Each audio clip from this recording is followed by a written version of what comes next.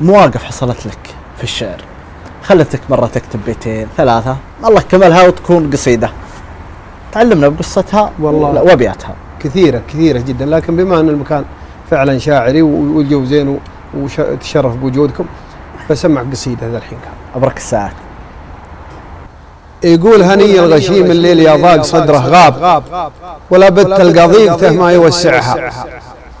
الدور السنة ما شلبشته من الدولاب، هجوسه نجوم ما تغير مواقعها، ينام ويجي بينه وبين الحياة حجاب العافة جنوب النشامة مضاجعها، ويعزل من يتعب بقمة المرقاب، ولا خذله دينة ما يرجعها، نزيها يعرف الحق وخلص الطلاب، وصلاة الجماعة ما يفاخت جوامعها، لكن العدم لبسه وفصل عليها ثياب، وصارت هقوته للهاوية واخذتها معها، الدنيا مثل داب يهاوز فريس الداب، ولها غارة الروس النشامة قلايعها، ويشينها لحقتك بين ضرسه وناب، ويزينها زينها الى صفته اربعها، والارواح يحكمها القدر، والقدر غلاب، وطيور تجوع وتشبع اللي يجوعها بعضها،